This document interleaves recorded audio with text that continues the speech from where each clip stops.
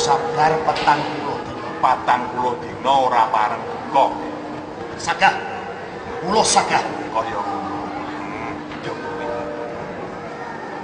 Om taun Dawuh Kanjeng. kan kadangipun Kakang Heran Timur. Uga marang Timur. Uga marang para sorek. Kuwi krungu dhewe. Aku supaya nglakoni sabar 40 dina suwene. Rewang-rewang ngono aku.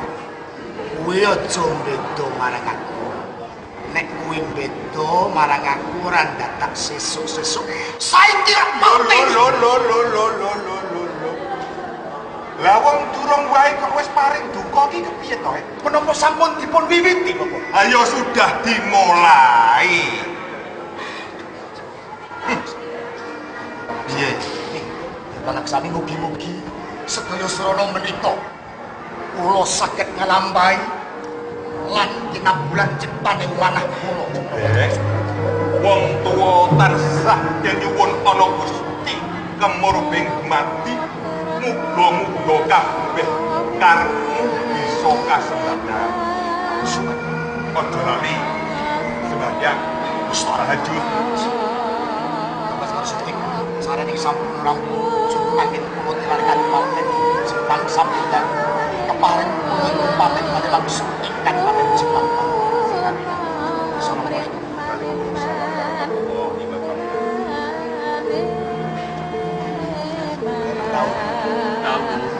Kadang saiki bebarengan bali menyang Jepang Panoran. Monggo kula dherekaken.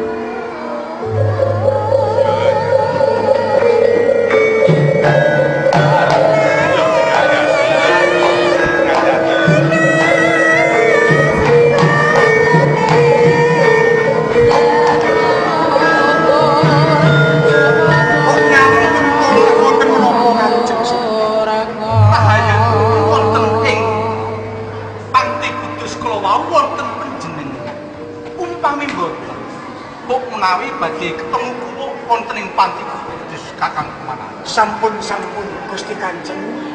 Kula menika bida saking Kasultanan Pajang ati kula mboten kepenak.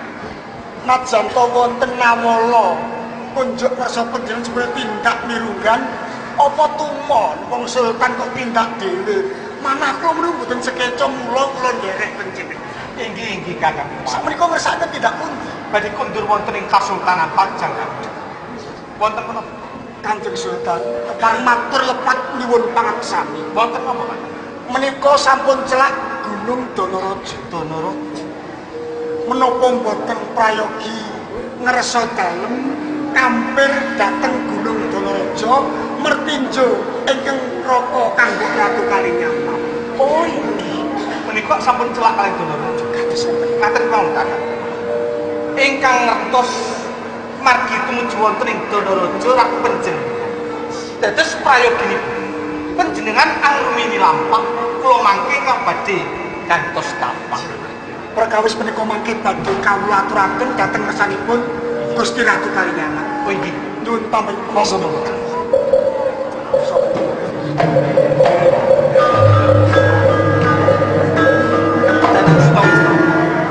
Romo Sultan Katibalan. Senajan iki wawanci peperangan nanging kudu nganti gentar kaprayitane batin iki. Tansah saged derek.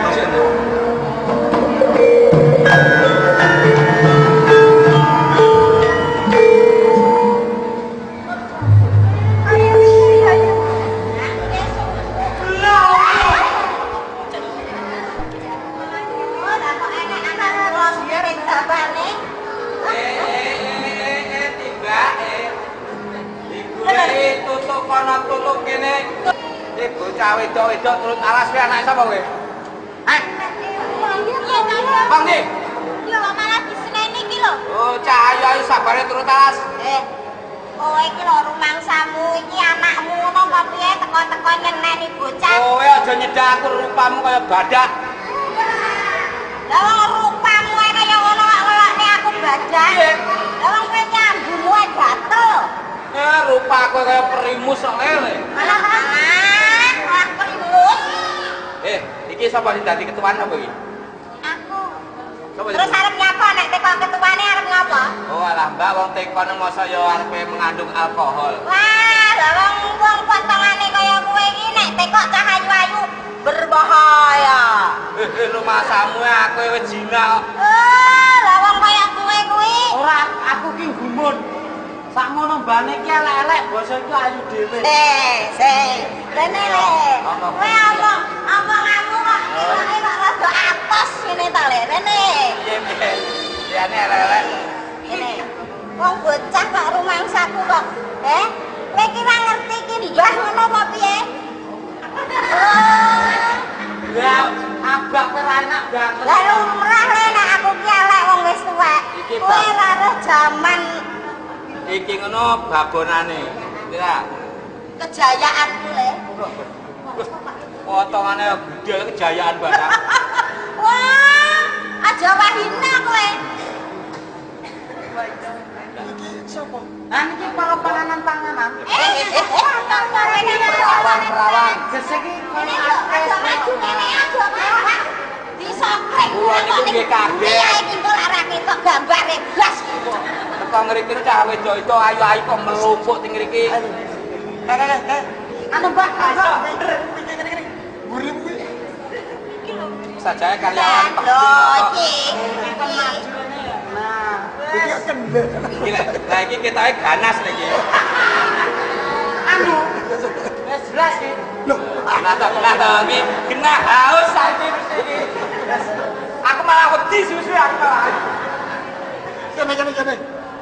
Apa wis suwe kowe dumunung ana ing Gunung Danaraja kene? Sampun. Muni sampun. Wis kawan rale petak siswa. Yo, sinau sing becik, nggih. Kana. Iki sapa iki? Iki kula semangkuk iki Pak Susul. Jenengan menika menapa kesupen, Dara? Menika putranipun Kanjeng Sunan Purwata ngaten lho. Oh iya. Walah. Iki piye to iki? Ora bocah. Ora. Bocah kok pencilian. Pencilaan kok pencilian. Ya bocah cilik kok. Sembranan. Sapa nggih? Semangkin. Lah wis wae. Kula prihatin. Semangkin prihatin perih banget. Perih banget. Semangkin lan prihatin. Kowe ning Gunung Danaraja kene nderek sapa no? Nilikaken pipi kalinya. Kali nyaman. Kados ngaten. Nanging nuwun sewu lajeng panjenengan kosip. Nek kowe durung suruk aku iki isih pernah pini sepuh ing Kasultanan Pajan. Pemanah. Apa nek ngaturi aku wong? Oh, menawi ngaturi wong. Kok ngaturi wong lho kan. Wah, ya wis ngene semangkin lan prihatin. Sedelo meneh dalan iki bakal diliwati ngerso dalem Kanjeng Sultan Hadiningrat. Kanjeng Sultan badhe tindak wonten papan. Yen mengko Kanjeng Sultan Hadiwijaya tindak ing papan kene upama kowe didangu